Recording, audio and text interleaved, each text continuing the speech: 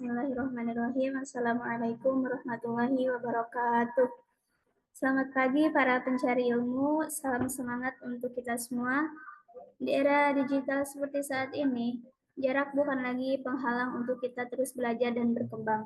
Melalui webinar ini, mari kita manfaatkan kesempatan mencari ilmu untuk terus berkembang, menambah wawasan, dan memperluas jaringan. Mari kita mulai. Yang pertama-tama, mari kita panjatkan segala puji dan syukur kita kehadirat Allah Subhanahu wa taala yang telah memberikan kita kesehatan, kesempatan, dan semangat sehingga kita dapat berkumpul di acara webinar yang penuh inspiratif ini meskipun secara virtual. Salawat serta salam tak lupa kita curahkan kepada junjungan kita, yakni Nabi Muhammad SAW, suri teladan manusia yang telah membawa cahaya kebenaran dan ilmu pengetahuan ke tengah-tengah kehidupan kita sehingga menjadi lebih bermakna. Yang saya hormati Bapak Danu Wiyoto selaku CEO Bespat Network Academy, yang saya hormati juga pemateri pada pagi hari ini, serta seluruh peserta luar biasa yang telah meluangkan waktunya untuk ikut serta pada webinar Ramadan hari ini. Semoga dengan acara yang rutin kita lakukan setiap harinya, pada bulan Ramadan ini kita dapat mendapatkan inspirasi dan ilmu yang bermanfaat, serta dapat mengisi waktu luang kita untuk hal-hal positif dan lebih produktif. Untuk mempersingkat waktu, izinkan saya untuk memperkenalkan diri. Perkenalkan, nama saya Najwa Umar Nuryaman yang menjadi host pada pagi hari ini. Lalu izinkan saya untuk membacakan susunan acara untuk hari ini. Yang pertama ada pembukaan dengan pembacaan doa, yang kedua ada penyampaian materi, yang ketiga ada sesi tanya jawab, dan yang terakhir ada penutupan dengan pengenalan profil Bespat Network Academy. Tanpa berlama-lama, mari kita mulai saja acara ini dengan pembacaan doa yang akan disampaikan oleh Saudara Guti Hernandez. Kepadanya waktu dan tempat dipersilahkan.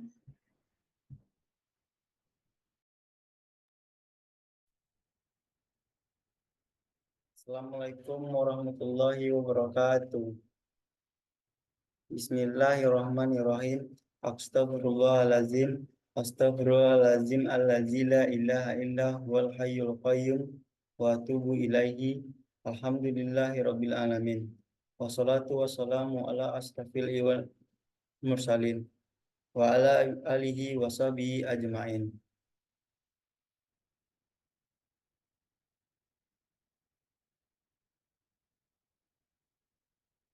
Allahumma sholli wassalam wa barik ala sayyidina Muhammad Fatihi lima uklidko wal hatiyah lima sabaqa wanna siril haqqi bil haqqi wal hadi ila siratim mustaqim sallallahu alaihi wasallam wa ala alihi wa sahbihi haqqa qadarihi miqdarihi azim.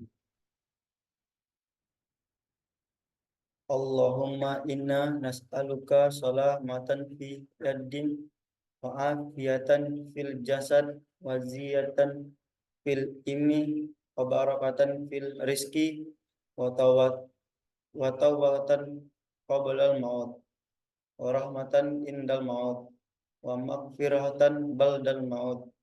Allahumma awan alaina fi sakaratil maut wan najata minan nari wal afwa indal hisab. Allahumma ja'al jam'ana haza jam'an marhuman wa tafarraqana min ba'dihi tafarraqan maghsuman wa la taj'al fina wa la minna saqiyan wa la mahrum.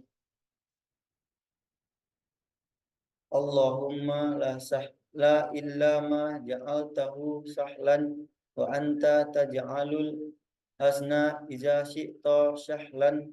Rabbi syahri sadri wa yassirli amri wa hlul uqdatan min lisani yafqahu qawli.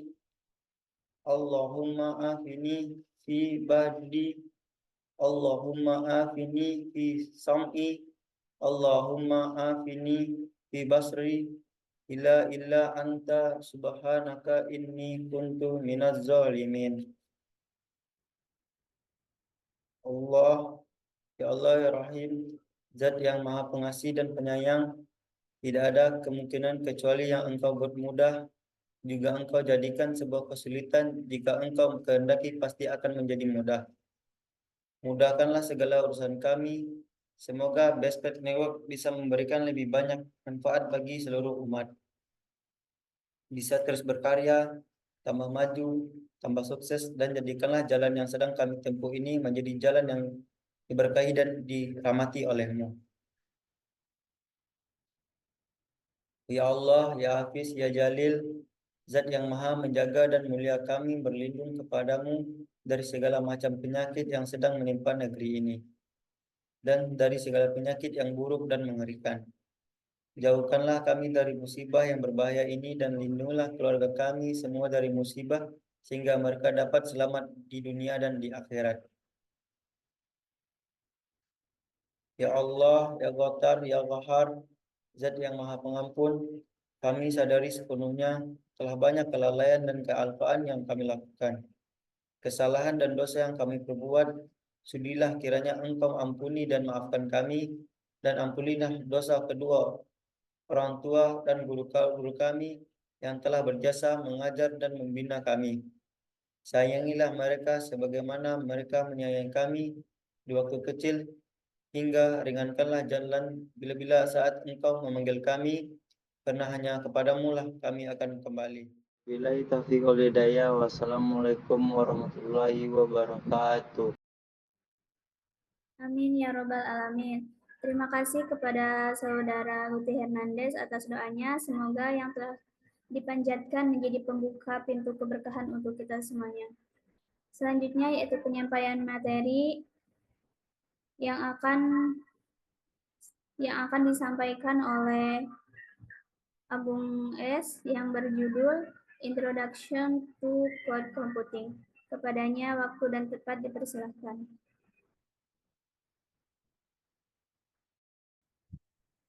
Baik. Assalamualaikum warahmatullahi wabarakatuh. Alhamdulillahirabbil alamin.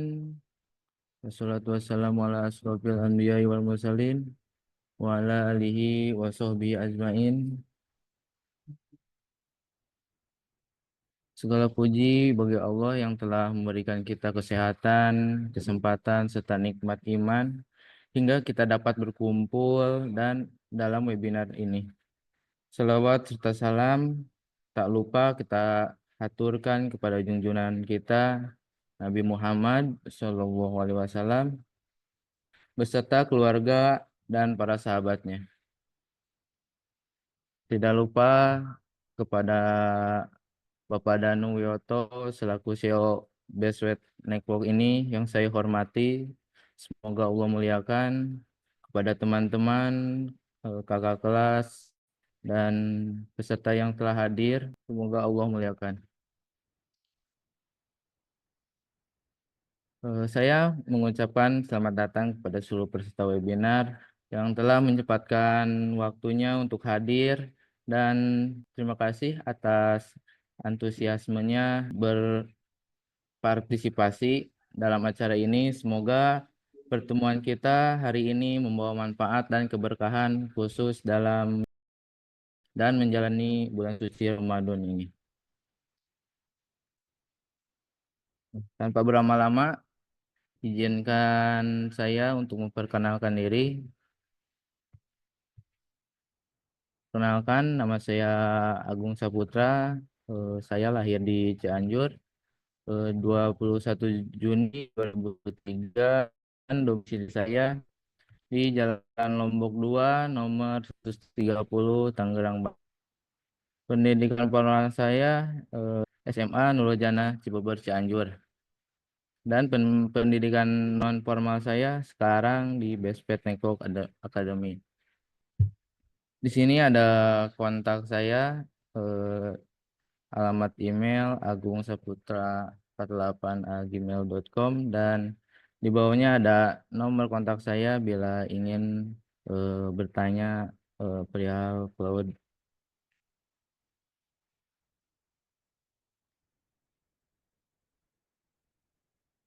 Oke, kita langsung lanjut.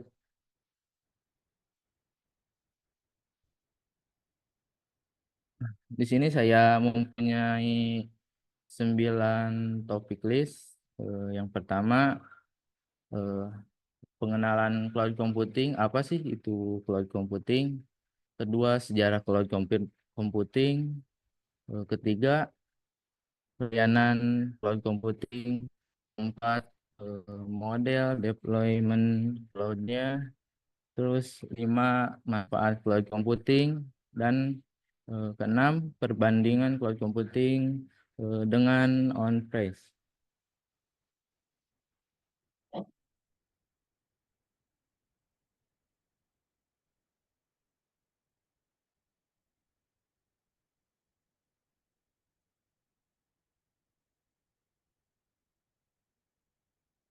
Jadi apa itu cloud? Jadi cloud itu adalah bentuk penyimpanan data, sedangkan computing itu adalah pemrosesan pengolahan data. Jadi kalau kita gabungkan, cloud computing itu adalah teknologi yang memungkinkan eh, penyimpanan, pengelolaan, dan pemrosesan data serta aplikasi melalui internet, bukan di komputer lokal ataupun server fisik.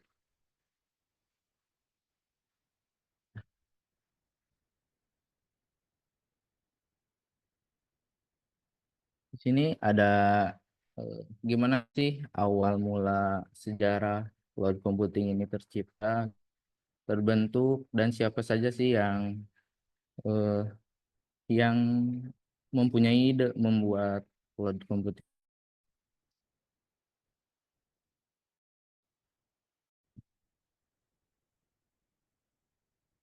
Meskipun cloud computing ini baru muncul pada tahun 2000-an, sejarah cloud ini sudah bagian dari kemajuan dan telah ada sejak tahun 1960 ya.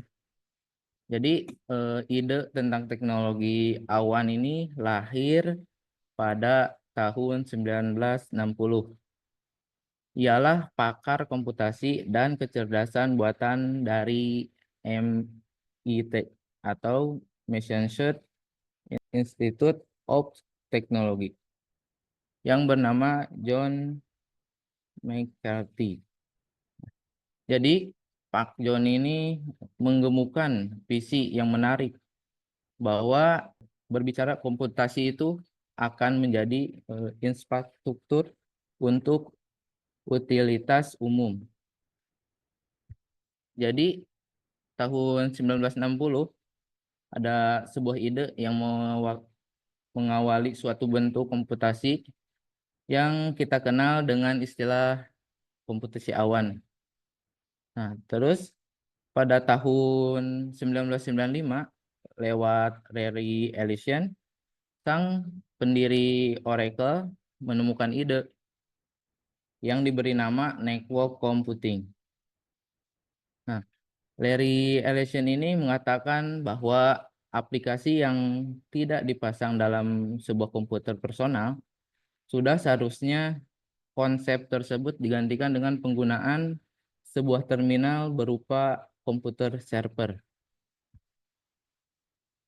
Nah, walaupun konsep-konsep dan ide cloud computing memang sudah ada sejak lama, namun cloud computing ini memang benar-benar lahir pada tahun 2000-an, di mana pada saat itu Mike Bonnet ini mantan vice president Oracle mengumumkan aplikasi CRM dan bentuk SaaS atau software SaaS service yang dinamakan Salesforce.com. Lalu pada tahun 2005 perhelatan cloud computing ini meroket sebagaimana berjalannya waktu. Sekarang sudah banyak sekali ya pemakaian sistem komputasi awan, ditambah lagi dengan sudah meningkatnya kualitas internet dan beragamnya gadget yang lebih canggih. Contoh dari aplikasinya seperti yang sering kita gunakan adalah Roblox, Google Drive, ataupun YouTube, Google Doc, Evernote, dan lain sebagainya.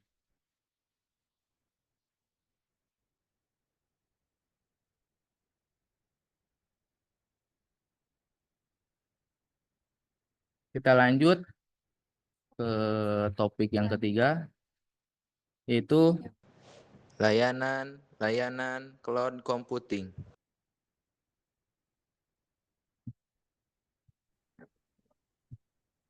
Nah, di sini saya sudah mencantumkan ada 3 layanan yang sering digunakan di layanan cloud computing. Yang pertama ada SaaS atau software as a service.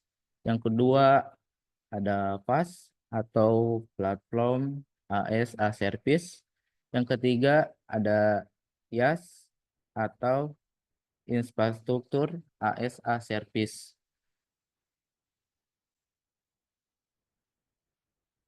Oke, kalau begitu kita lanjut ke slide berikutnya. as a service ini adalah model layanan cloud computing di mana perangkat lunak atau aplikasi disediakan melalui internet dan juga dapat langsung digunakan oleh si pengguna tanpa perlu instalasi ataupun pemeliharaan infrastruktur. Terus apa sih perbedaannya SAS dengan model tradisional atau penyimpanan cloud dan model tradisional ini? Jadi model tradisional itu perlu membeli lisensi ataupun instalasi manual dan pemeliharaan sendiri. Jadi kita mempunyai server dan harus kita rawat sendiri gitu. Kalau model tradisional. Yang kedua, kalau model layanan cloud computing SAS ini langsung digunakan melalui internet dengan berlangganan gitu. Misalnya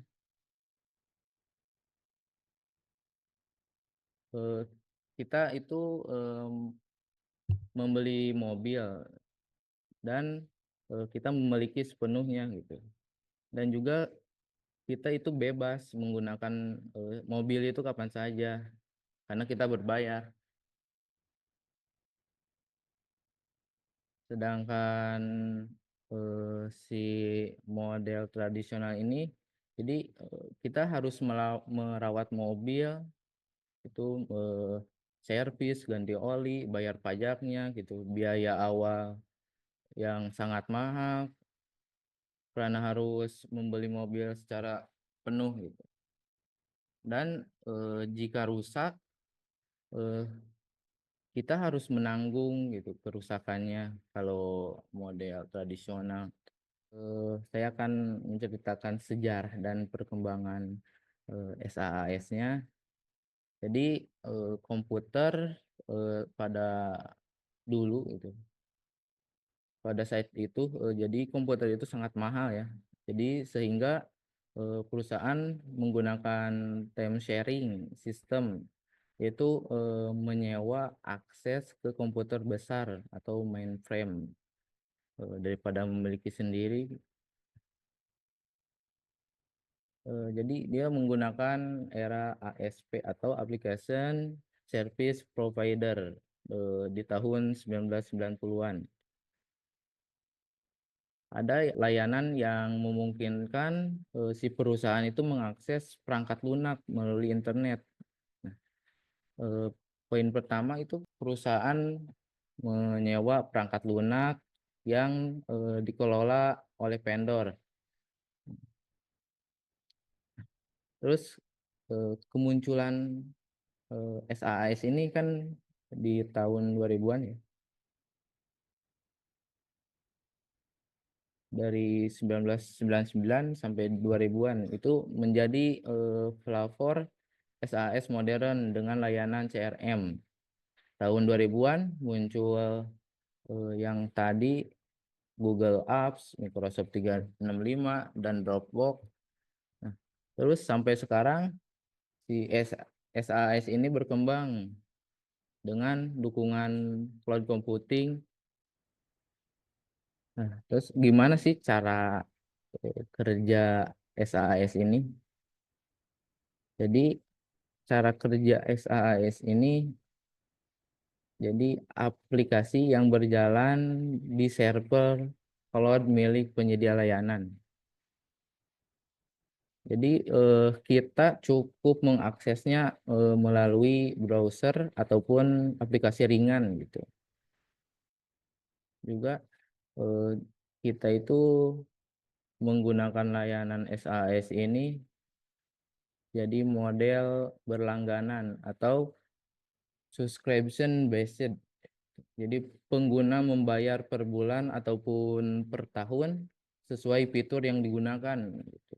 Misalnya aplikasi yang sering digunakan gitu kayak Netflix, Spotify dan banyak lainnya lah. Nah, yang ketiga, poin ketiga ada multi tenancy arsitektur, di mana satu aplikasi ini banyak pengguna gitu tanpa mengganggu pengguna lain.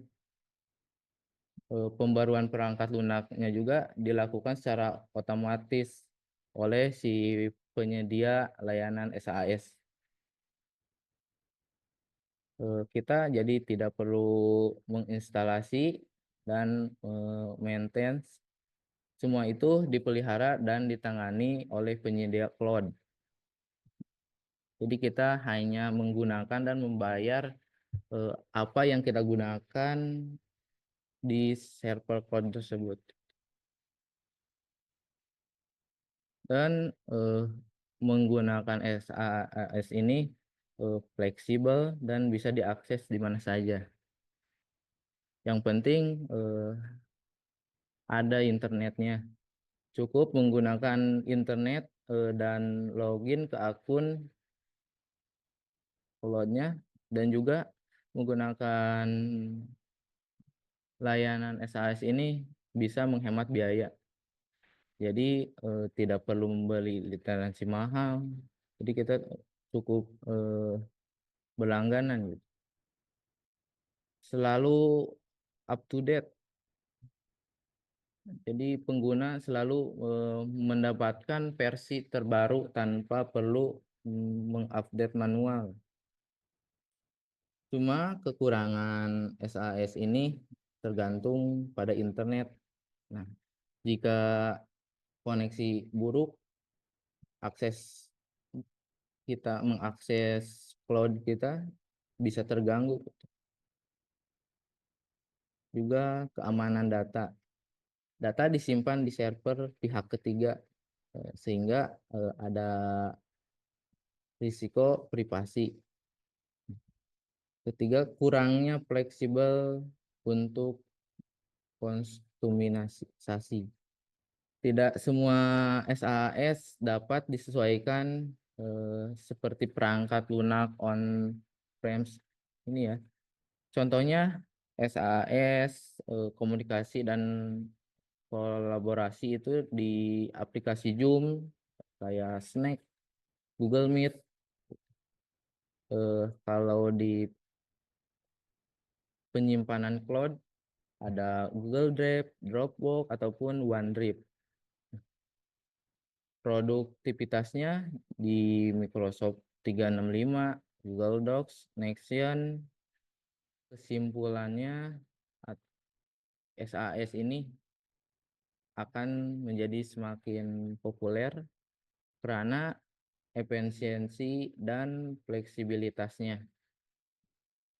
Juga masa depan EASA ini akan ada AI machine learning, juga akan meningkatkan otomatisasi saat berbasis blockchain untuk keamanan yang lebih tinggi, ataupun model hybrid SAS yang lebih fleksibel.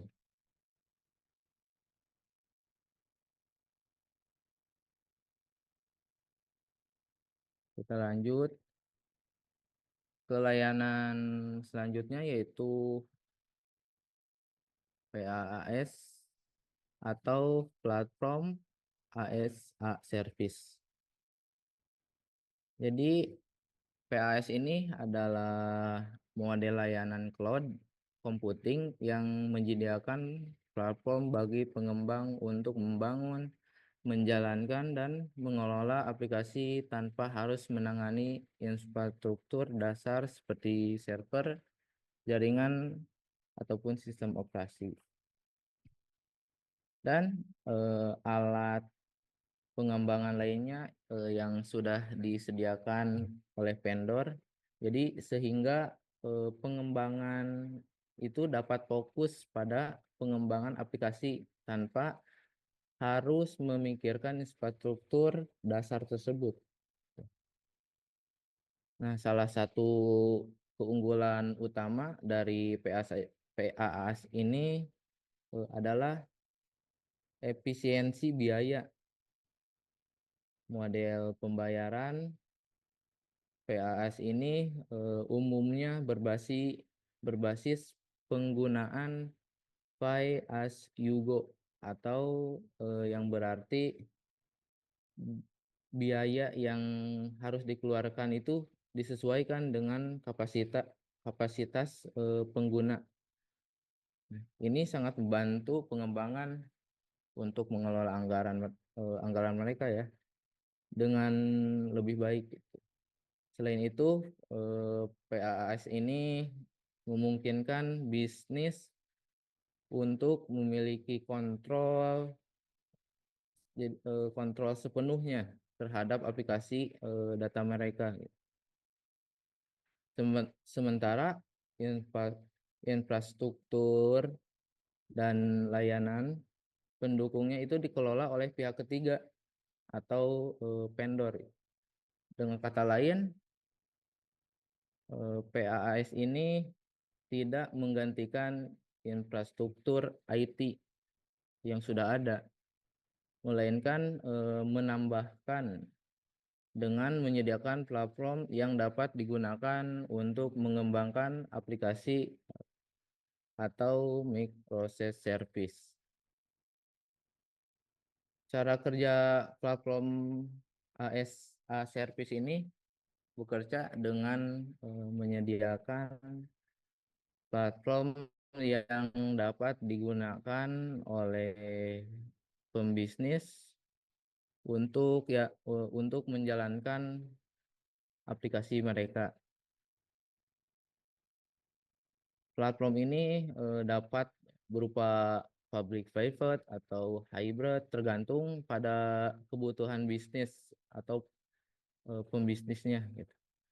Jadi vendor PaaS ini akan menyediakan segala hal yang diperlukan oleh pembisnis untuk menjalankan aplikasi mereka, termasuk infrastruktur, middleware, sistem operasi, database, dan alat manajemen lainnya.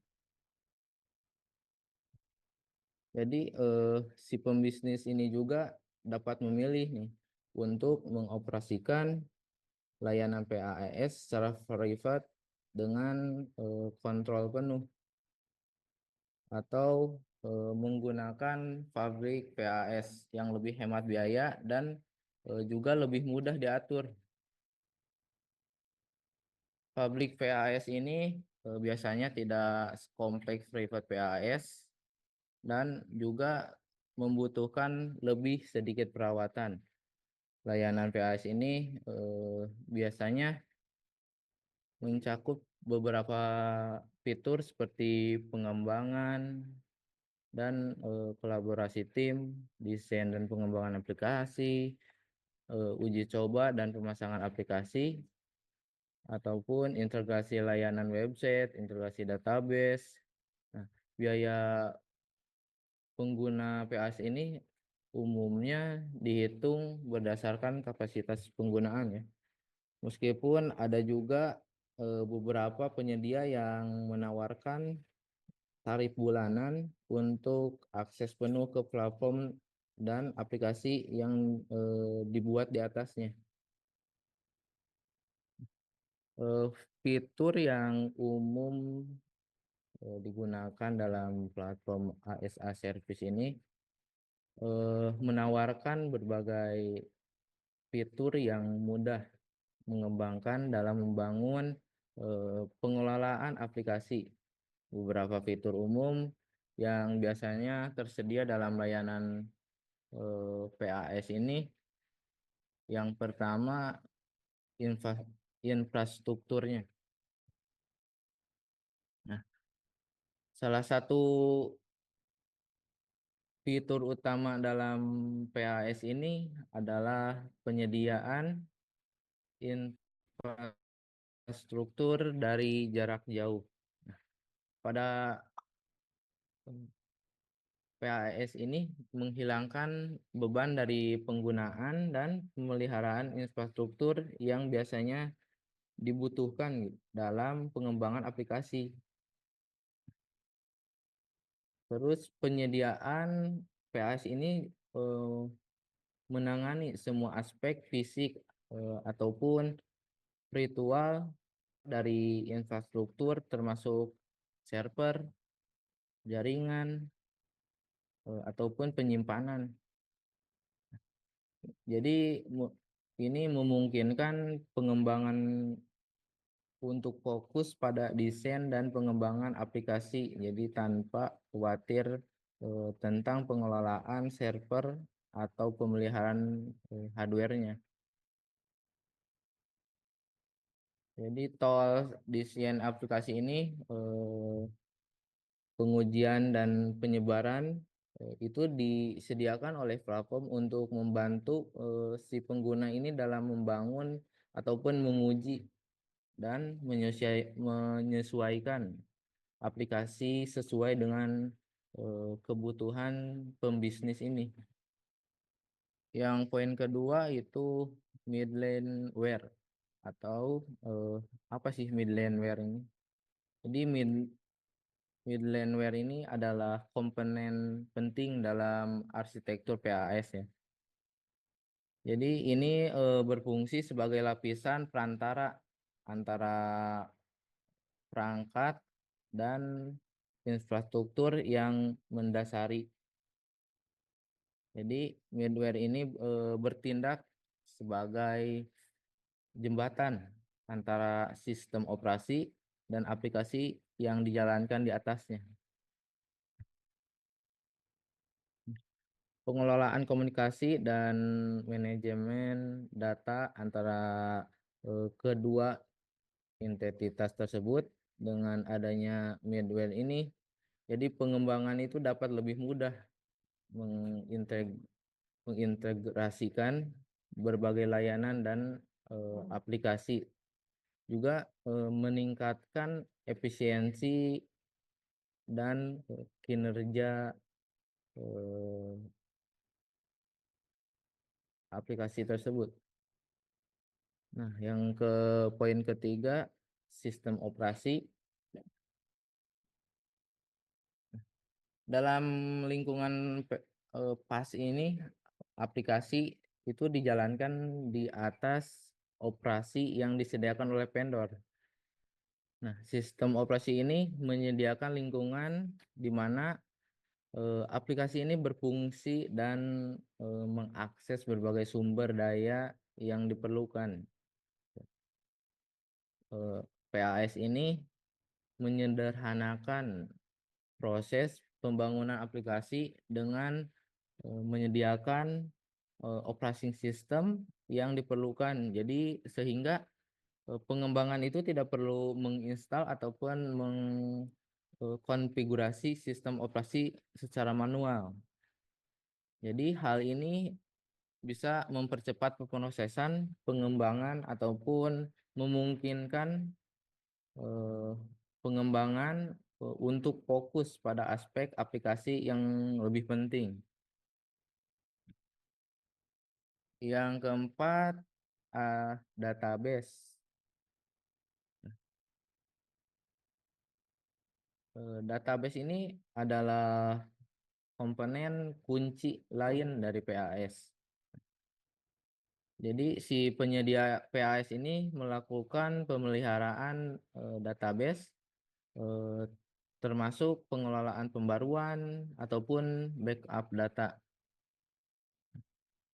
Jadi pelanggan dapat mengakses dan mengelola data mereka secara virtual tanpa pengguna khawatir gitu, tentang pemeliharaan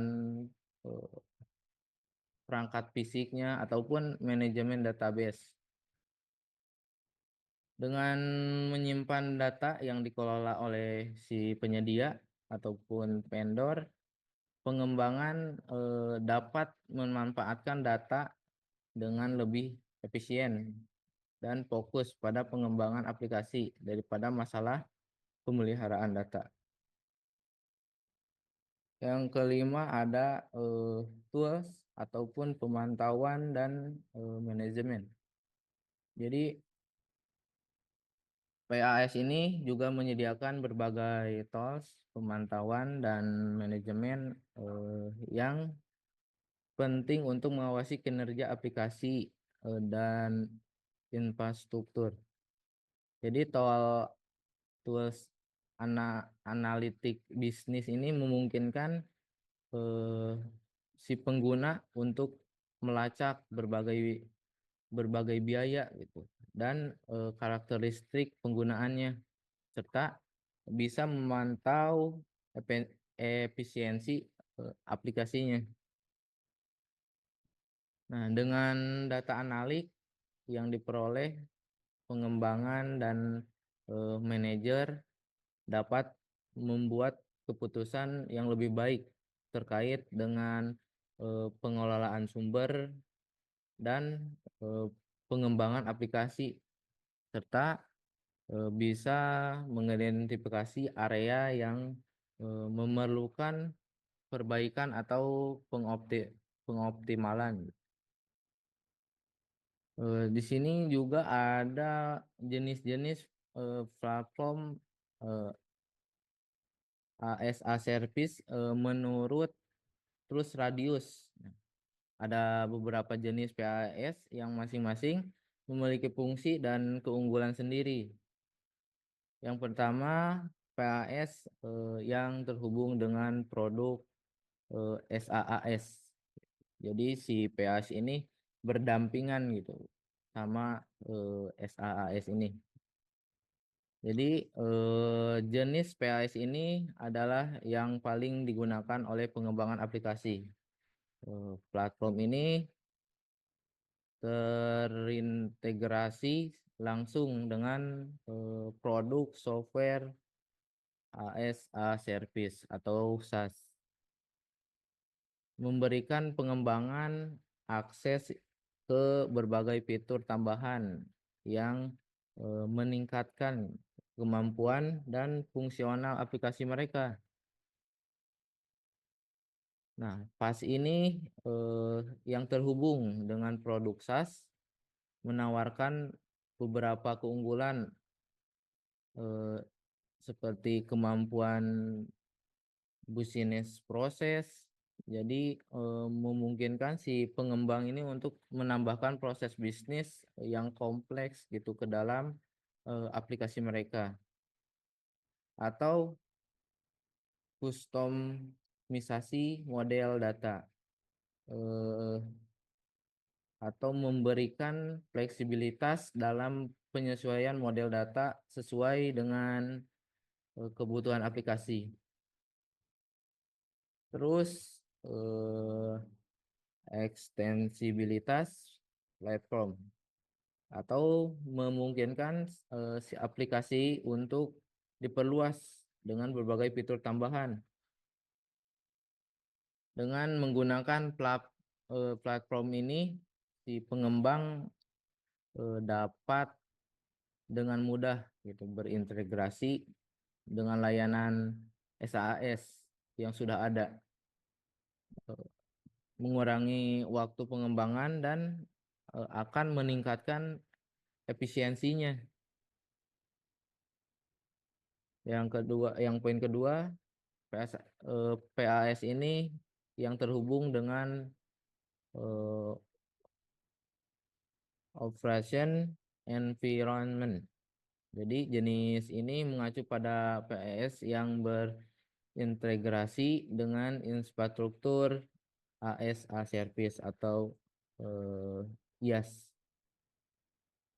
Nah, meskipun si PAS ini tidak memiliki kedalaman fungsional seperti PAS, ia masih si PAS ini IaaS ini masih menawarkan gitu solusi efektif untuk banyak kasus penggunaan. Nah, beberapa karakteristik dari PAS ini yang terhubung dengan operation environment ini adalah yang poin pertama ada integrasi dengan IaaS atau memanfaatkan infrastruktur virtual untuk menjalankan aplikasi tanpa harus mengelola hardware-nya secara langsung. Meskipun fungsionalitasnya lebih terbatas dibandingkan PAS mandiri, platform ini tetap dapat disesuaikan dengan kebutuhan spesifik. Namun pengguna perlu berkomitmen untuk memilih salah satu penyedia IaaS ini yang sesuai gitu.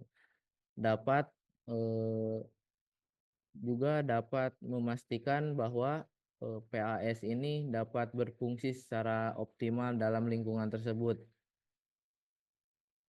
Terus ada lagi Open Cloud PAS. Apa itu Open Cloud PAS-nya? Jadi Open Cloud PAS ini adalah jenis yang sepenuhnya itu terpisah dari SaaS dan operation environment. Jadi ini memberikan pengembangan kebebasan gitu untuk mengembangkan aplikasi dengan fleksibilitas tinggi. Nah, platform ini memungkinkan si pengembang untuk menggunakan lingkungan yang benar-benar terpisah, yang dapat mengarahkan biaya yang lebih tinggi, tetapi juga bisa menawarkan kebebasan yang lebih besar dalam pengembangannya. Dari keunggulan Open Cloud PAS ini ya seperti SAS yang fleksibilitas tinggi gitu, memberikan pengembangan kontrol penuh dengan lingkungan pengembangan mereka, ataupun kustomisasi mendalam gitu, memungkinkan menyesuaikan yang mendapatkan sesuai dengan kebutuhan spesifik aplikasinya. Namun pengguna ini harus siap untuk menangani biaya yang lebih tinggi dan kebutuhan yang lebih kompleks. Nah, jenis-jenis PAS berdasarkan aksesibilitas ini menurut Gag4Gag, PAS ini juga dapat dibagi menjadi 6 jenis gitu, berdasarkan aksesibilitasnya. Yang pertama ada public PAS, ini digunakan di cloud publik untuk distribusi aplikasi. Dia itu menawarkan biaya yang lebih rendah dan skalabilitas yang lebih tinggi. Yang kedua, private PAS. Nah, ini digunakan di cloud pribadi. Ini menjaga keamanan dan konsistensi aplikasi dengan kita bisa mengontrol penuh. Yang ketiga, hybrid PAS atau penggabungan elemen dari cloud publik dan private publik gitu. Private PAS. Sorry. Jadi memungkinkan si konsultan ini konsultasi ini kedua jenis platform untuk memenuhi berbagai kebutuhan. Di antaranya ada communication PAS berbasis cloud untuk membangun komunikasi berkelanjutan tanpa memerlukan antarmuka back-end. Terus mobile PAS atau mendukung pengembangan aplikasi mobile dengan kemampuan cloud publik dan cloud pribadi gitu. Yang poin ketiga, open PAS atau PAS open source yang memungkinkan pengembangan aplikasi yang dapat dijalankan di berbagai perangkat dengan memahami berbagai jenis PAS aksesibilitas ini, organisasi dapat memilih yang paling sesuai gitu dengan kebutuhan pengembangan aplikasi mereka gitu. Nah, setiap jenis menawarkan keunggulan yang berbeda dan pemilihan yang dapat mempengaruhi efisiensi, fleksibilitas dan biaya dalam si pengembangan aplikasi ini. Kita lanjut ke layanan cloud yang ketiga, yaitu IaaS atau infrastruktur as a service. Jadi IaaS ini adalah model layanan cloud computing yang menyediakan infrastruktur IT secara virtual seperti server, penyimpanan jaringan, dan sistem operasi yang dapat digunakan sesuai kebutuhan tanpa harus membeli atau mengelola perangkat keras. Nah, sementara penggunaan dapat mengelola dan mengonfigurasi sumber daya sesuai dengan kebutuhan mereka. Nah, keuntungan utama dari pemakaian IaaS ini adalah fleksibilitasnya dan skalabilitas yang ditawarkan oleh layanan tersebut. Jadi pengguna ini tidak perlu mengeluarkan biaya besar untuk membangun ataupun memelihara infrastruktur fisik sendiri. Selain hanya membayar sesuai dengan penggunaan sumber daya yang mereka butuhkan, jadi hal ini memungkinkan perusahaan untuk mengatur anggaran yang lebih efektif dan bisa fokus pada pengembangan bisnis mereka tanpa harus khawatir tentang masalah teknis dan terkait infrastrukturnya. Terus gimana cara kerja infrastruktur ASA service ini? Nah, jadi ini bisa penyediaan infrastruktur oleh cloud provider. Jadi penyediaan layanan ini bertanggung jawab atas perbuatan dan pengelolaan seluruh sistem penyimpanan jaringan, server, atau perangkat lunak yang diperlukan oleh pengguna. Dengan menggunakan infrastruktur AES Service ini, jadi perusahaan itu tidak perlu lagi memberi dan mengelola infrastruktur fisiknya. Jadi sebaliknya, jadi mereka itu dapat mengakses sumber daya IT melalui internet yang sudah disediakan oleh penyedia layanan cloud. Gitu. Jadi penyedia layanan cloud ini juga pasti memastikan bahwa infrastruktur yang disediakan selalu tersedia dan berjalan normal. Jadi provider akan melakukan pemeliharaan atau pembaruan dan meningkatkan infrastruktur secara rutin. Gitu. Nah, untuk memastikan performa dan keamanan yang tinggi, hal ini memungkinkan perusahaan untuk berfokus pada pengembangan dan pengelolaan aplikasi mereka tanpa perlu khawatir tentang pengelolaan infrastruktur IT-nya. Pembuatan akun dan pemilihan layanan itu ada langkah-langkahnya.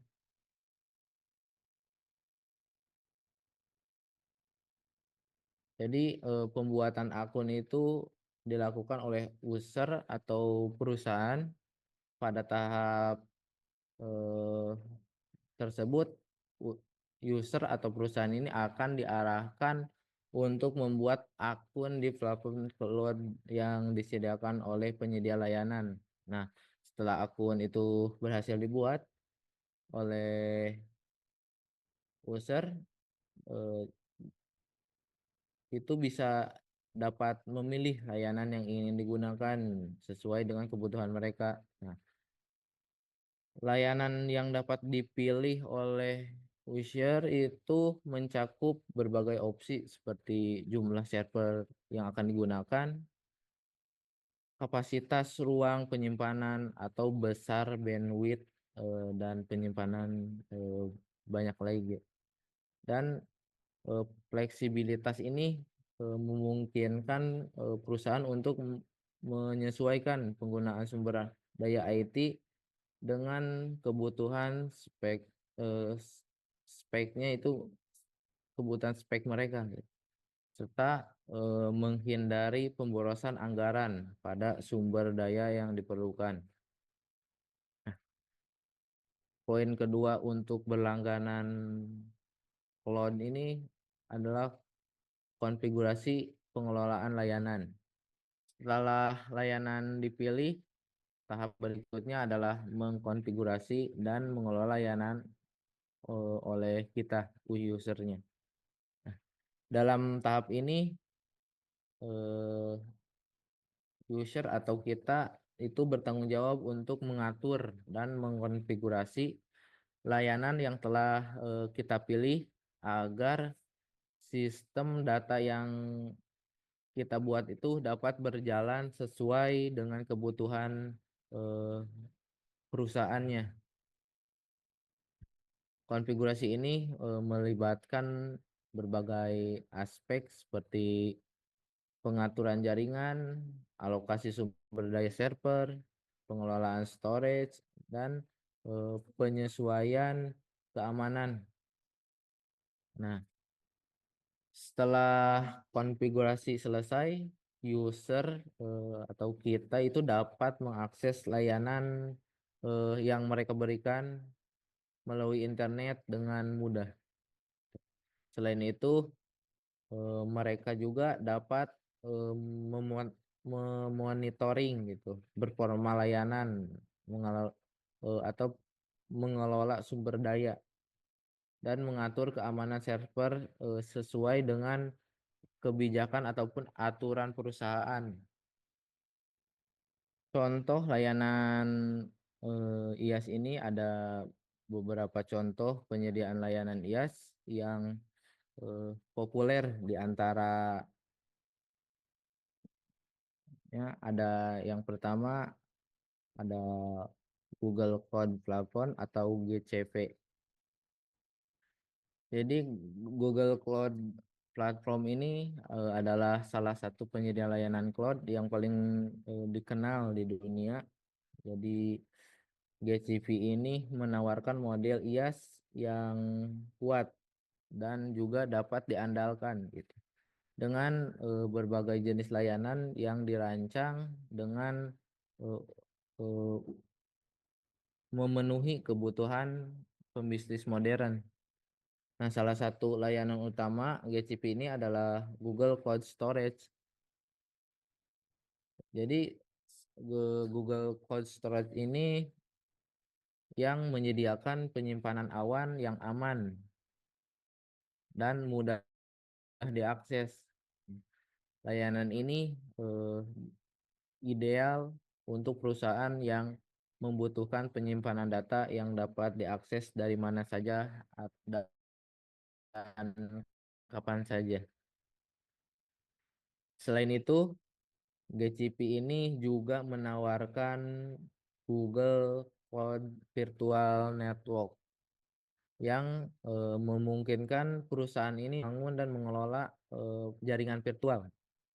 Dengan layanan ini, perusahaan dapat menghubungkan berbagai sumber daya cloud mereka dalam satu jaringan yang terpadu, meningkatkan efisiensi operasional dan keamanan data. Contoh yang kedua dari layanan IaaS ini ada Amazon Web atau AWS. Jadi Amazon Web Service ini adalah salah satu penyedia layanan cloud terbesar yang paling komprehensif di dunia. Jadi AWS ini menawarkan berbagai layanan yang dirancang untuk memenuhi berbagai kebutuhan bisnis dari komputasi hingga penyimpanan data. Nah, salah satu layanan unggulan AWS ini yaitu EC2 yang bisa memungkinkan perusahaan untuk menyewa dan mengelola server virtual sesuai dengan kebutuhan mereka gitu. Jadi EC2 ini memberikan fleksibilitas tinggi dalam hal pemilihan spesifikasi yang membuat jadi sangat ideal gitu untuk berbagai jenis aplikasi dari web hosting hingga analitik data yang kompleks. Nah, AWS ini juga menyediakan Amazon Simple Storage Service atau S3. Jadi S3 ini adalah sebuah layanan penyimpanan data yang sangat scalable dan aman. Jadi S3 ini digunakan oleh perusahaan yang menyimpan atau mengelola data dalam jumlah besar gitu, seperti membackup data, arsip ataupun konten media. Selain itu, Amazon Virtual Private Cloud atau VPC ini memungkinkan perusahaan untuk membuat jaringan virtual pribadi di dalam cloud AWS, memberikan kontrol penuh atas lingkungan jaringan mereka. Jenis yang ketiga itu ada Alibaba Cloud. Jadi Alibaba Cloud ini adalah penyimpanan cloud yang terbuka ya di Asia yang telah berkembang pesat dan menawarkan berbagai layanan IaaS yang canggih gitu. Jadi Alibaba Cloud ini menyediakan berbagai layanan seperti penyimpanan database, analitik data, dan masih banyak lagi.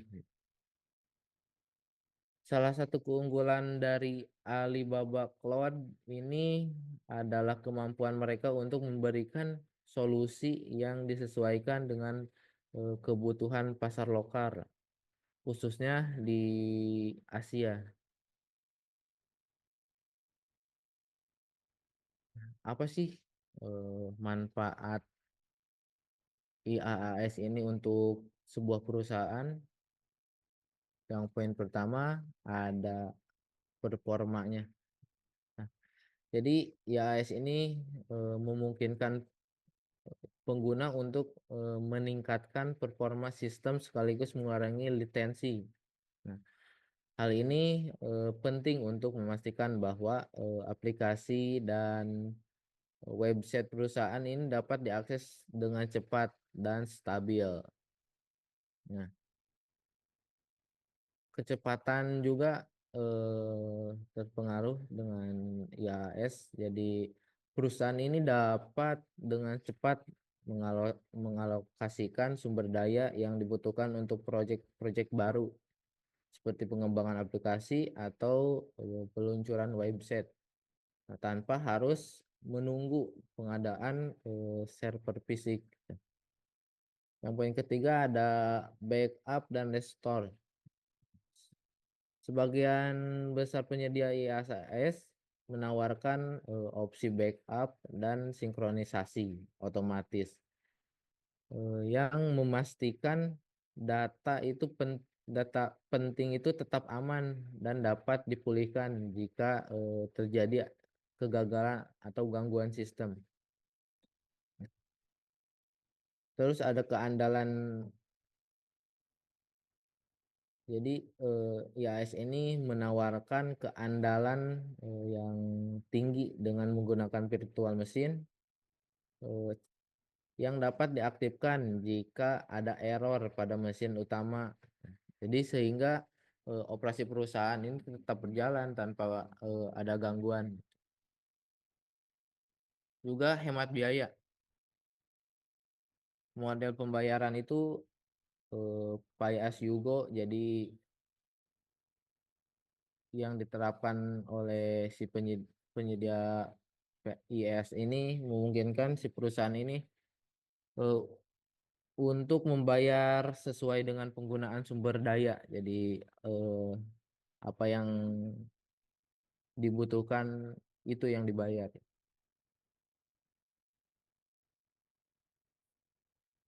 Jadi sehingga bisa lebih hemat gitu dibandingkan dengan membangun infrastruktur sendiri. Kita lanjut. Di topik 4 ada deployment cloud.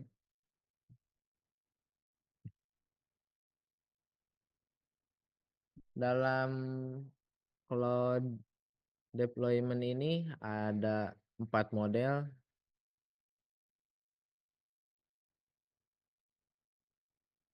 Yang pertama ada public cloud, private cloud, community cloud, hybrid cloud.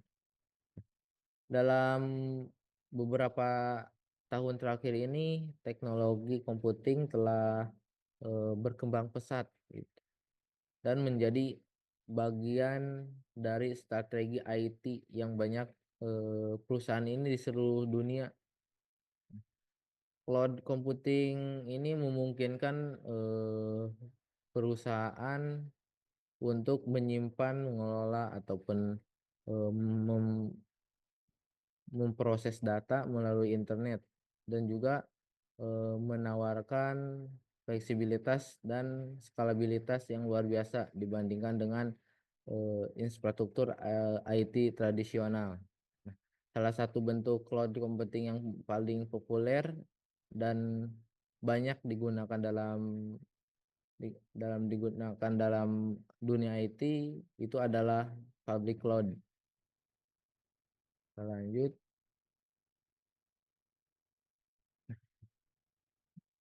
Yang pertama itu public cloud. Jadi public cloud ini adalah layanan computing di mana penyedia layanan cloud ini memastikan sumber daya IT seperti server, storage, aplikasi, dan jaringan publik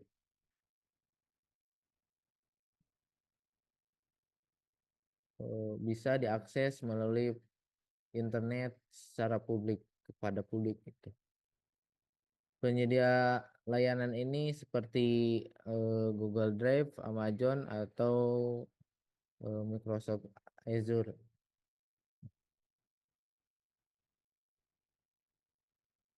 Cloud platform atau GCP yang bertanggung jawab atas pengelolaan infrastruktur cloud dan memberikan akses kepada pengguna berdasarkan model langganan atau bayar sesuai penggunaan. Public cloud ini berbeda dengan private cloud yang dirancang khusus untuk organisasi dan dioperasikan oleh organisasi itu sendiri atau penyediaan layanan pihak ketiga. Nah, pada public cloud, infrastruktur yang sama digunakan oleh banyak pengguna, meskipun data dan aplikasi setiap pengguna itu tetap terisolasi dan aman. Bagaimana gitu cara mengimplementasikan public cloud? Implementasi public cloud ini adalah sebuah proses yang melibatkan sumber daya IT, aplikasi kelayanan cloud yang disediakan oleh penyedia cloud.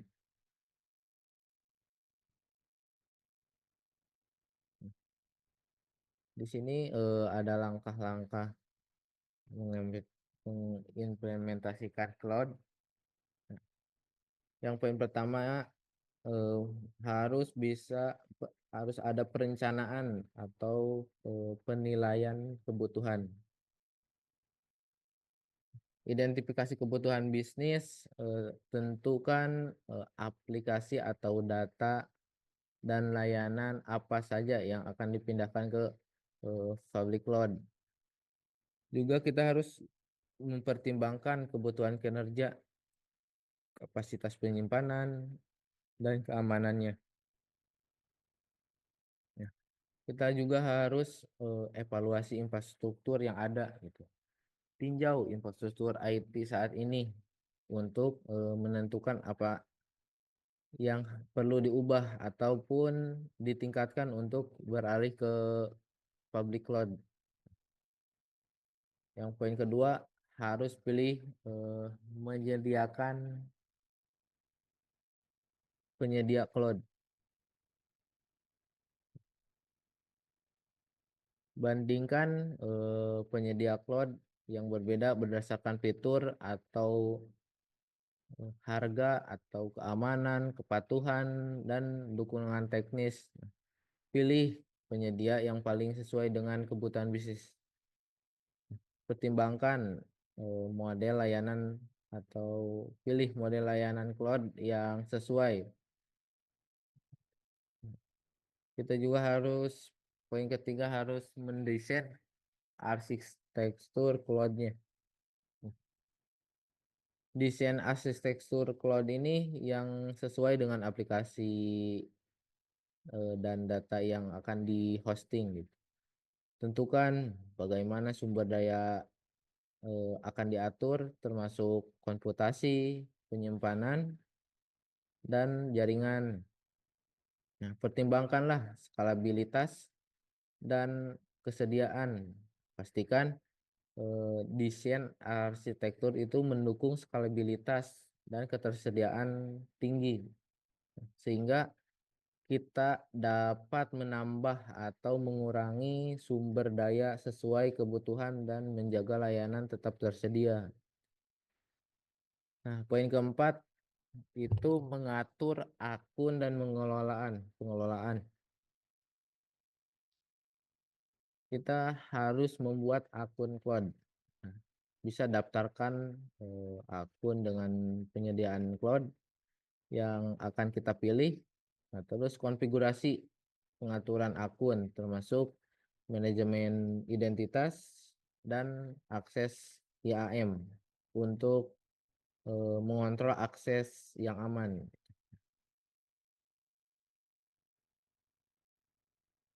Dan juga bisa mengatur tagging dan organisasi. Gunakan tagging untuk mengorganisir dan mengelola sumber daya cloud, memudahkan pelacakan dan penyediaan pengendalian biayanya. Yang kelima, migrasi aplikasi dan data. Nah, migrasi aplikasi ini memindahkan aplikasi ke cloud dengan mengikuti metode yang sesuai seperti hosting, live and the ship, refactoring atau platform ini dilakukan pengujian untuk memastikan aplikasi dan data ke cloud ini menggunakan alat migrasi yang disediakan oleh penyediaan cloud atau solusi pihak ketiga gitu. Pastikanlah data yang kita enkripsi itu selama transfer itu dan cek integritasnya setelah melakukan migrasi. Poin keenam ada keamanan dan kepatuhan. Jadi implementasikan langkah-langkah keamanan termasuk pengaturan firewall, enkripsi data, dan kontrol akses. Gunakan layanan keamanan cloud seperti AWS, seperti Hub, atau Azure Security Center itu untuk memantau dan mengelola keamanan. Pastikan bahwa konfigurasi cloud itu mematuhi standar atau regulasi yang relevan gitu. Sesuai dengan kebutuhan perusahaan. Yang poin ketujuh, pemantauan pengelolaan. Kita bisa menggunakan alat pemantauan cloud seperti Amazon CloudWatch atau Azure Monitor untuk memantau kinerja dan memantau kesehatan aplikasi serta infrastrukturnya. Pantau juga dan juga kelola biaya cloud dengan menggunakan alat pengelolaan biaya yang disediakan oleh penyedia cloud. Optimalkan penggunaan sumber daya untuk agar menghindari pemborosan.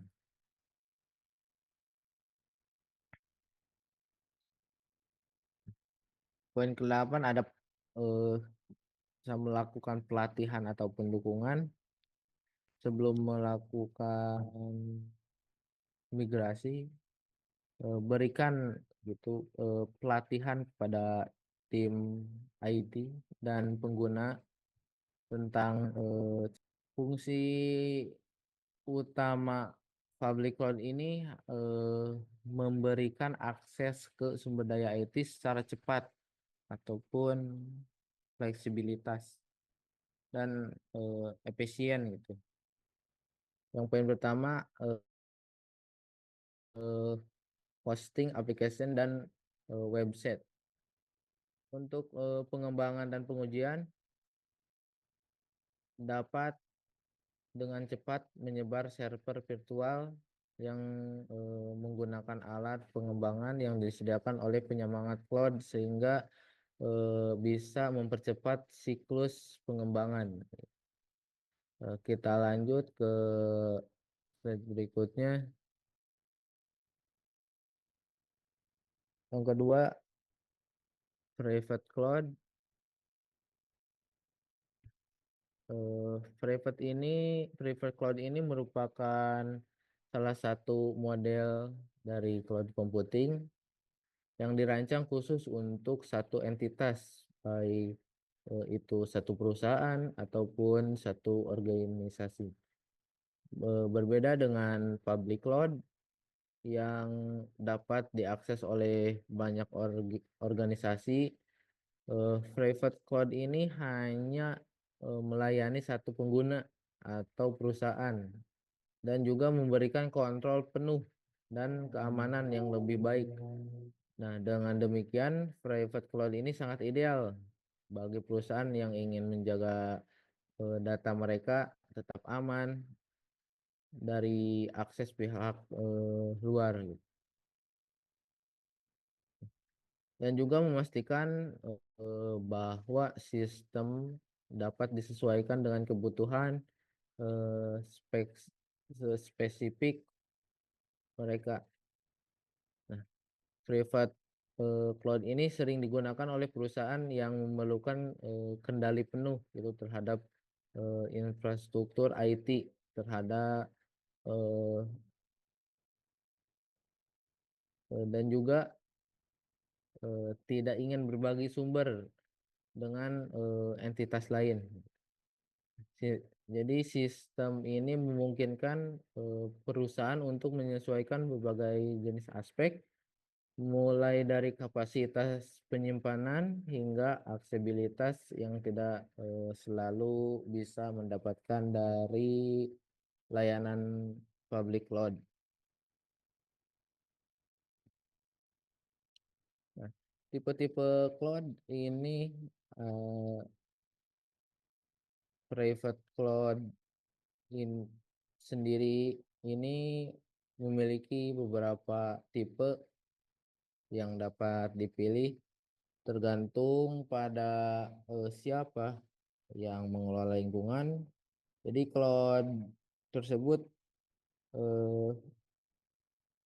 di mana cloud tersebut ini di host.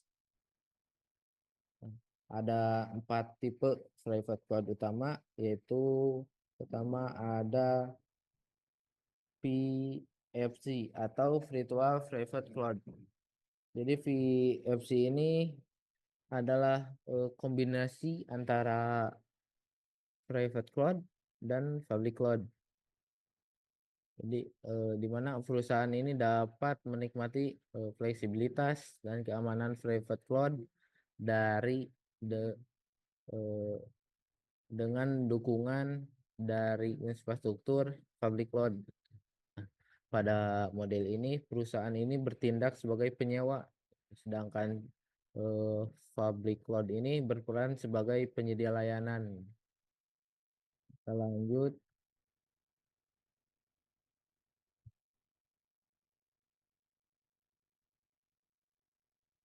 Layanan development cloud yang ketiga ada community cloud.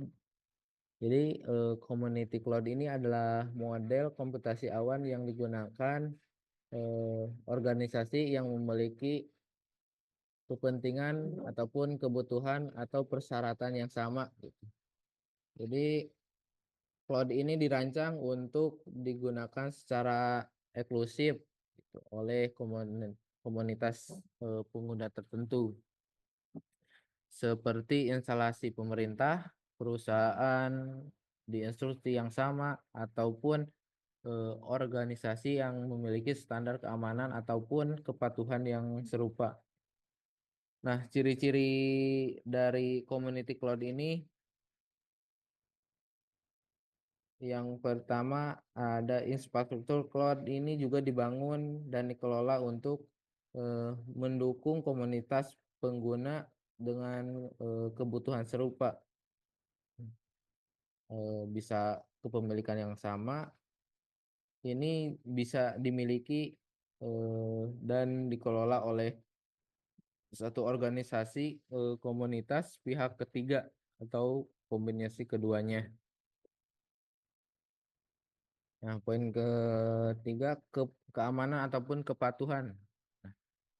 biasanya mengikuti regulasi khusus yang berlaku di komunitas tersebut, misalnya standar keamanan data di sektor kesehatan ataupun keuangan.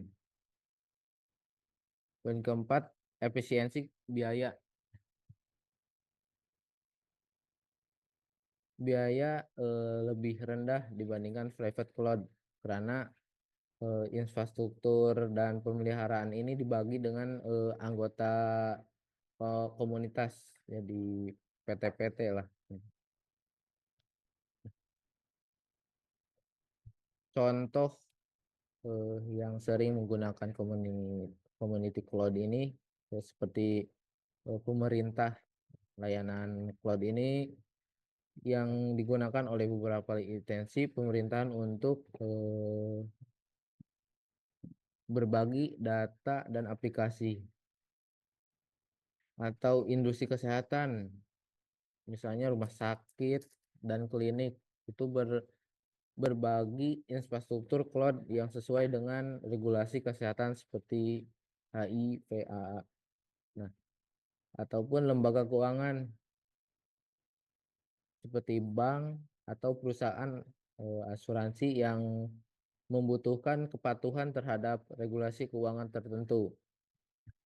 Keuntungan dari menggunakan community cloud ini akan lebih aman dibandingkan public cloud.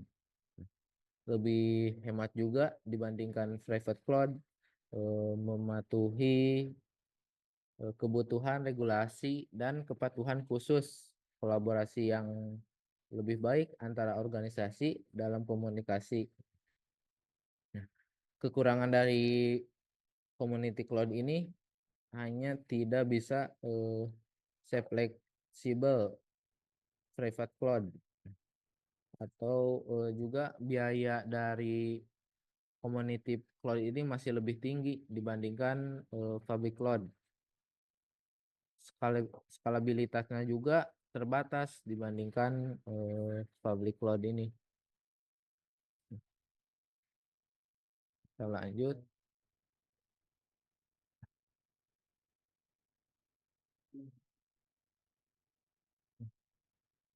Yang terakhir, hybrid cloud.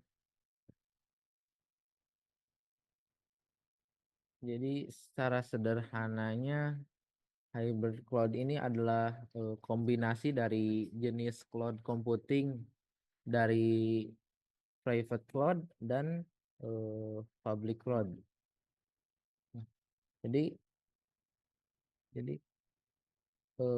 hybrid cloud ini yang khusus dibangun atau digunakan oleh satu organisasi sehingga memiliki kontrol penuh atas keamanan dan manajemennya. Nah, sementara public cloud ini adalah layanan cloud yang disediakan oleh penyimpanan pihak ketiga dan juga dapat diakses oleh banyak pengguna melalui internet. Nah, dalam hybrid cloud ini kedua jenis cloud ini diintegrasikan dalam satu sistem atau disatukan yang memungkinkan perusahaan untuk memanfaatkan kelebihan masing-masing. Nah, melalui hybrid cloud ini perusahaan dapat menjalankan aplikasi dan menyimpan data di private cloud untuk menjaga privasi atau keamanan yang lebih tinggi. Nah, sembari memanfaatkan fleksibilitas dan kapasitas public cloud untuk mengakomodasi beban kerja yang lebih besar, pendekatan ini memberikan solusi yang lebih adaptif bagi perusahaan yang perlu menangani berbagai jenis beban kerja dan kebutuhan bisnis. Nah, fungsi utama dari hybrid cloud ini sebagai salah satu jenis computing Jadi hybrid cloud ini memiliki beberapa fungsi utama yang membedakan dari public cloud dan private cloud.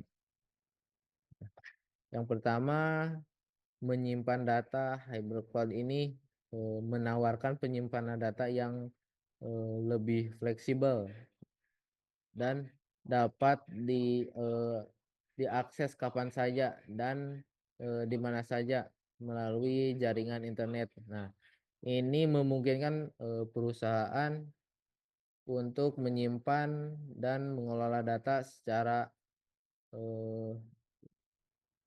lebih efisien gitu. Poin kedua, pemrosesan data. Jadi si hybrid cloud ini memudahkan proses atau pemrosesan data dengan memungkinkan akses data yang lebih mudah antar karyawan. Nah, dengan hybrid cloud ini data ini dapat diakses secara lebih cepat dan efisien, meningkatkan produktivitasnya perusahaan. Poin ketiga, peningkatan kinerja. Dengan menggabungkan keunggulan dari public cloud dan private cloud, hybrid cloud ini memungkinkan perusahaan untuk meningkatkan kinerja secara keseluruhan. Nah, kinerja yang lebih baik bisa dicapai dengan perusahaan juga dapat dialokasikan beban kerja secara optimal antara kedua jenis cloud tersebut. Nah, poin keempat, pengelolaan data yang lebih baik. Nah, hybrid cloud ini juga memungkinkan pengelolaan data yang lebih baik dengan memberi kemampuan kepada perusahaan untuk menentukan mana data yang harus disimpan di private cloud dan mana yang bisa disimpan di public cloud.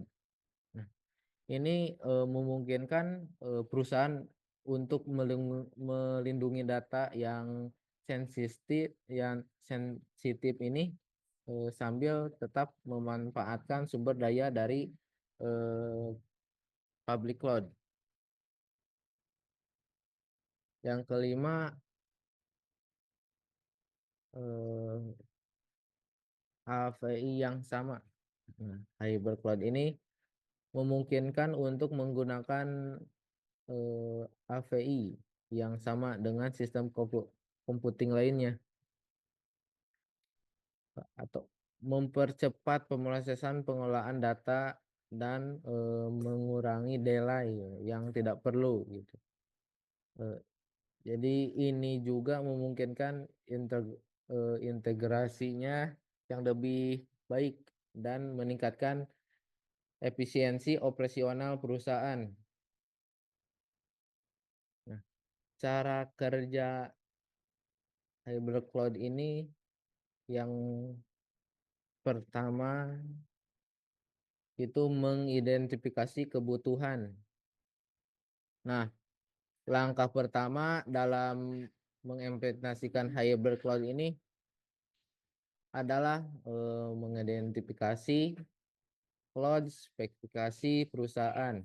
Nah, ini termasuk menentukan jenis data yang akan disimpan di aplikasi yang akan digunakan dan layanan tambahan yang mungkin dibutuhkan. Misalnya data yang sangat sensitif seperti informasi pribadi, pelangganan mungkin lebih baik disimpan di private cloud. Nah, sementara data yang lebih umum atau tidak sensitif bisa disimpan di public cloud. 2, pemilihan cloud yang tepat. Nah, setelah kebutuhan identifikasi, langkah berikutnya adalah memilih jenis cloud yang paling sesuai. Nah, pemilihan ini bergantung pada faktor-faktor seperti keamanan, biaya, dan kecepatan akses. Public cloud ini memungkinkan lebih ekonomis dan fleksibel. Nah, tapi private cloud ini menawarkan keamanan yang lebih tinggi Oleh karena itu, pentingnya untuk mempertimbangkan kombinasi keduanya yang paling optimal di perusahaan. Kita lanjut.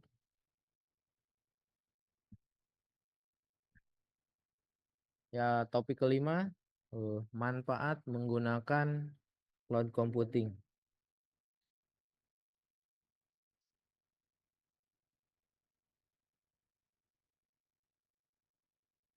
Manfaat menggunakan cloud computing ini ada 7 poin. Yang pertama, hemat biaya. Jadi tidak perlu membeli komputer atau server yang mahal. Yang kedua, fleksibel dan scalable. Atau tidak perlu bayar listrik dan tidak perlu biaya perawatan yang besar. Yang ketiga, bisa diakses. Yang keempat, keamanan data yang lebih tinggi. Data yang disimpan di pusat data dengan keamanan tinggi. Jadi tidak perlu takut kehilangan data karena masalah komputer hilang ataupun rusak. Yang kelima, kinerja dan uptime tinggi. Jika terjadi bencana atau ada virus penyerang data, data ini tetap bisa dipulihkan. Tidak perlu takut jadi kehilangan data penting. Yang keenam, dukungan inovasi. Ini bisa edit dokumen bersama-sama tanpa harus kirim file lewat email. Nah, semua perusahaan ini tersimpan otomatis di cloud. Yang ketujuh, ramah lingkungan. Tidak perlu pusing ya, update software ataupun sistem keamanan selalu otomatis gitu diperbarui. Dan tidak perlu untuk menginstal ataupun memperbaiki sendiri. Selanjutnya, topik keenam itu perbandingan antara cloud computing dan on-premise. Membandingkan cloud computing dengan on-premise itu penting karena setiap perusahaan atau organisasi harus memilih solusi yang paling tepat, yang paling sesuai dengan kebutuhan mereka.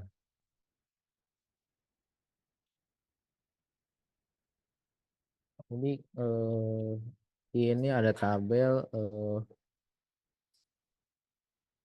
pembedaan antara cloud computing dengan on-prem.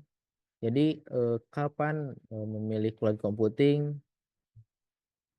Jika ingin biaya lebih murah dan tanpa investasi besar di awal. Nah, jika butuh fleksibilitas tinggi untuk menambahkan atau mengurangi kapasitas, jika ingin akses dari mana saja dan kapan saja. Jika ingin menghindari pemeliharaan, terus kapan pemilihan on-prem digunakan? Jika perusahaan punya data yang sensitif dan ingin kontrol penuh. Juga jika ada kewajiban regulasi yang tidak mengizinkan data disimpan di cloud. Juga jika punya tim IT yang siap mengelola infrastruktur sendiri. Jadi membandingkan cloud computing dengan on-premise ini membantu kita untuk menentukan solusi terbaik berdasarkan biaya, keamanan, dan fleksibilitasnya. Oke, terima kasih sudah mendengarkan. Bila ada salah kata, mohon maaf. Saya kembalikan kepada host. Luar biasa, terima kasih kepada Saudara Agung Saputra atas pemaparan materi yang sangat menarik dan menginspirasi. Tanpa terasa, kita akan sampai pada penghujung acara kita hari ini. Untuk itu, selanjutnya kita akan masuk ke sesi tanya-jawab. Bagi yang ingin bertanya, boleh melalui Zoom, Lesen, atau Open Mic. Jika tidak ada yang ingin bertanya, mari kita lanjutkan ke acara penutup, yaitu pengenalan profil Bespar Network yang akan dibawakan oleh Saudara Ferdinand. Kepadanya saya persilahkan. Assalamualaikum warahmatullahi wabarakatuh. Halo teman-teman, di sini saya memperkenalkan apa sih itu Best Network, dari mana sih asal Best Network, dan apa sih Best Network itu? Ya, di sini akan saya jelasin. Ya, di sini ada itu company, terus visi misi, fasilitas, terus service, terus support band, air flyer, our team, exhibition, dan tag. Ya. Apa sih itu Best Network?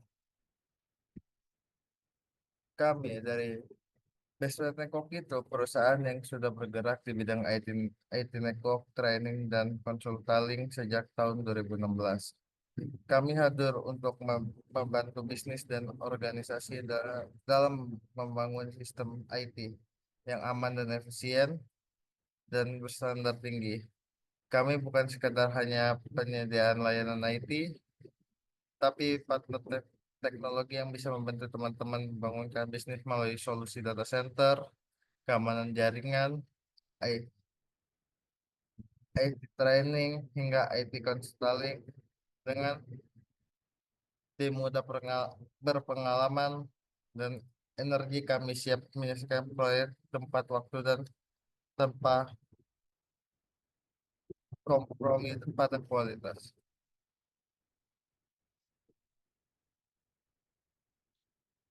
Visi misi visi misi kami adalah visi kami visi kami itu sangat sederhana ya, menjadi penyedia solusi IT terbuka yang inovatif dan bisa diandalkan di baik di Indonesia maupun internasional. Nah, dan misinya apa sih? Itu misinya kami ingin memastikan setiap bisnis bisa berkembang dengan teknologi yang tepat. Kami selalu berusaha memberikan layanan terbaik, mendukung pengembangan SDM IT, dan membangun kepercayaan dengan solusi yang benar sesuai kebutuhan klien. Nah, kalau kita lihat nih, di sini ada 4 area utama yang jadi spesialis kami. Pertama itu komputer network.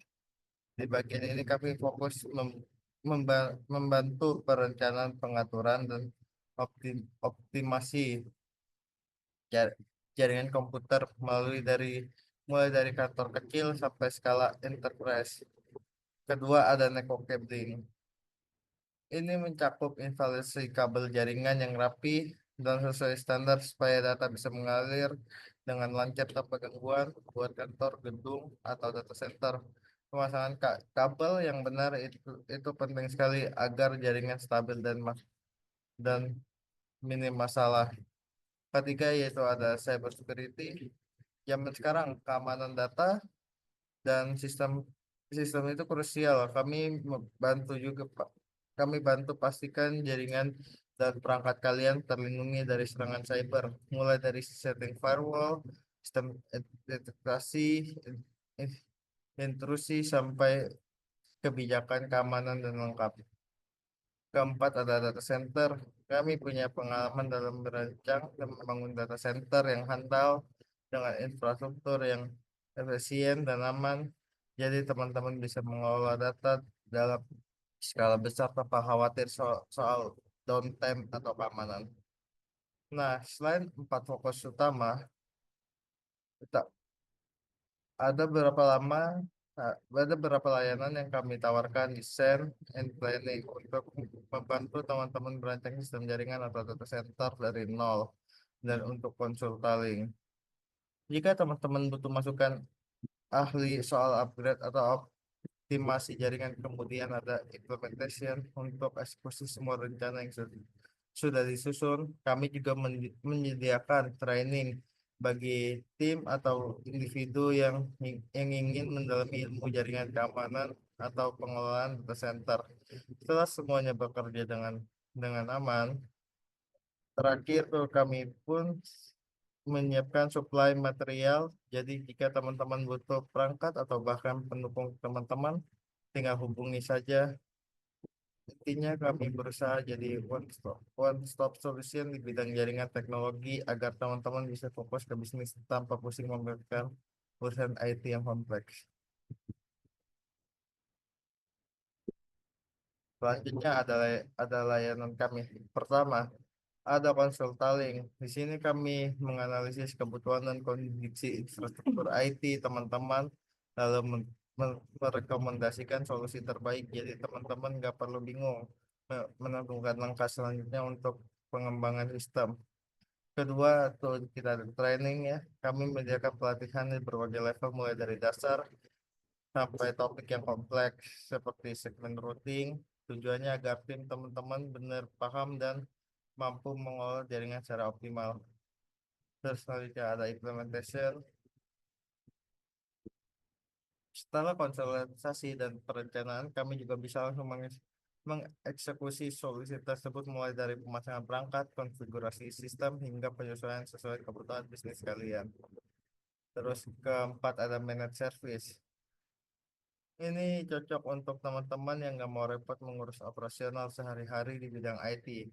Kami akan memantau, memelihara, dan memastikan sistem kalian tetap jalan sehingga teman-teman bisa fokus ke hal-hal yang lebih strategis. Terus kelima itu ada outsourcing. Jika teman-teman butuh tenaga ahli atau tim khusus di bidang IT, tapi belum mau rekrut sendiri, kami siap membantu. Kami bisa menyediakan SDM yang berpengalaman sesuai dengan kebutuhan proyek atau operasi kalian. Intinya kami berusaha jadi partner yang lengkap dan konsultasi awal sampai pengolahan sistem supaya teman-teman bisa solusi IT dan efisien dan efektif. Nah, di sini tuh ada surat keterangannya ya dari Urbane. Sertifikat data center, Pak. Ini menunjukkan bagaimana kamu membantu dalam merancang memvalidasi data center agar standar tertentu. Ya dari ini Urbane sertifikatnya. Terus juga ada dari Kominfo. Ya di sini kita juga tuh namanya telah melaksanakan kewajiban sesuai dengan tanggal 9 kita. Terus juga di sini ada Kementerian Pekerjaan Umum dan Perumahan Rakyat. Di sini terus juga ada Menteri Keuangan. Ya itu apa? Misalkan kegiatan desain jaringan dan konsep software desain Notcopin yang dipresentasikan dalam workshop standarisasi jaringan dan topologi jaringan Kementerian Keuangan dan baik dan penuh tanggung jawab. Terus dari EPI juga ada. Terus dari ini. Terus ini dari data center ya dari Kemenhan, sertifikasi desain sistem data center, terus JIP, BSI, Kemenhan IKN, laporan antara. Terus di sini kita juga mengajarkan training ya di segmen routing MPLS Singapura, segmen routing V6 building SRV6 infrastruktur di Singapura, multi protokol label switching MPLS, PLN, Icon plus di Malaysia, terus juga training CCIA SP Telkomsel, data center facility di Malaysia dan Mikrotik ya, INSS di Timur Leste. Terus di sini juga kami ada implementation ya. Terus ini outsourcingnya dari Pitch, Petapro, terus Trendcore,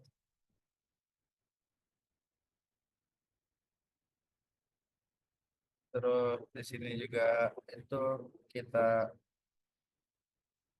apa namanya di support oleh brand Fortinet, Mikrotik, HBC, Juniper, Luigi, Cisco, dan Huawei. Terus di sini adalah klien kita ya dari ituan pemerintah, ada BSSN, TIK Polri, Mabes Polri, Kominfo, Kementerian Pemuda dan Olahraga, Pertamina, OJK, Telkom, Telkom Indonesia, PIN, Bank Indonesia, Bank BRI, BPKB, BPKP, SDP, Wika, BK, BKKBN, Imigrasi, terus Bank BTN, DJB, BNP, PLN, SPF, dan Perum Jasa Tirta, dan lain-lain ya. Dan ini juga untuk kita apa perusahaan dan private itu ada Jambil, Waston, KPI, Auto, Surtex, Nicu, Bujida, Nera, Sisindopom, terus PAA, Teleperformance Fund, terus ada Aksesono, Metropom, SIP, Nokia, Dana, Ria Bus, Ria Busana, Cimniaga, NTT, dan Ebara. Terus di, kami juga punya sertifikat ya, ada itu yaitu CCNA, terus Cyber Ops, terus CCNP, CCDP, CCNP, dan CCI. Terus juga ada Fortinet ya dari kan, terus Fortinet MC Exam, SD1, Fortinet Cyber Security, Gensia, Junos, terus Cisco, CCST, HCNA, MPA, terus Aca dari Arumba ya, banyak sekali ada H3CSE, Mikrotik ada MTCNA, MTCRM, MTCine, banyak lah pokoknya di tim kita yang udah para di sertifikat ya. Nah di sini adalah gambar adalah yang di terakhir ya, ini untuk yang mau berkonsultasi atau apa bisa masuk ke websitenya www.bestparentingcoach.com atau nomor teleponnya 088 terus kalau alamat jalannya tuh di Jalan Lombok 2 nomor 154 RW 1 Kota Tangerang, Indonesia. Terus kita juga di sini itu ya, kita juga di sini menjual buku ya, yaitu OSPF dari CEO kita ya, yaitu Pak Danu Wiyoto CCE ya, RS 48413. Di sini pre-order 100K, benefitnya diskon 100%, gratis sampai rumah. Jika berminat, silakan hubungi nomor di bawah ini ya, di 08 081 994 9914 48413, terus dan salesbestparentingcoach.com. Ini buku pertama kali ya yang dibuat oleh Bapak Danu di OSPF. Terus di sini ada segmen routing MPLS juga sama ya, bisa di pre-order dengan harga 100K per bukunya. Benefitnya diskon 10%, 100% gratis ongkir dan sampai rumah pastinya. Dan jika minat bisa di WA 081 914 48413 dan salesbestparentingcoach.com ya. Nah, di sini nih bestsellers di buku yang dibuat oleh Bapak Danu Wiyoto ya, dengan buku CCNA-nya. Ini adalah modelan terbaru yang akan dikeluarin lagi oleh Bapak Danu. Lebih update lah pokoknya dibanding buku yang sebelumnya. Jadi ayo silakan yuk kita beli bukunya ke Nomornya masih sama ya, 081 114 48413, atau bisa ke email sales@bestfriendnetwork.com ya. Terus kita terus kita di sini juga mengadai training ya, yaitu materi ya, ada pertama ada introduction to switching proses, VLAN teknologi, dan D2-nya tuh link aggression dan spanning tree protokol. Jika kalian berminat mengikuti training online, bisa hubungi ya di WA tersebut 0858 8813 8687, atau bisa ke Telegram juga ya, ke, ke Nina12344, atau email ya ke sales@bestfriendnetwork.com. Oke, dan besok juga ada materi yang itu ya, yang menarik, yaitu Pilar Esensial Teknik and Use Case dari narasumber Najwa Umar dan dimoderator oleh Rardian Masaid. Yo, jadi jangan lupa ya untuk hadir. Sekian dari saya yang menyampaikan kompro Bestpet Network Academy. Kami mengucapkan minta maaf atas kekurangannya, dan semoga kedepannya menjadi lebih baik, dan akan saya menyerahkan kepada moderator yaitu Najwa Umar. Nuryaman, waktu dan tempatnya dipersilakan. Terima kasih kepada Saudara Ferdinand atas pemaparannya, dan ini berakhirlah webinar kita pada pagi hari ini. Terima kasih kepada materi, pembaca doa, dan seluruh peserta yang telah berpartisipasi pada pagi hari ini. Semoga apa yang telah kita dengar, lihat, dan baca dapat menjadi ilmu yang berkah dan bermanfaat untuk kehidupan kita. Saya Najwa Umar Nuryaman selaku host beserta seluruh panitia webinar pamit undur diri. Mohon maaf bila ada salah dan kekurangannya, kedepannya kami perbaiki. Sekian dan terima kasih. Wabillahi taufiq wal hidayah. Wassalamualaikum warahmatullahi wabarakatuh.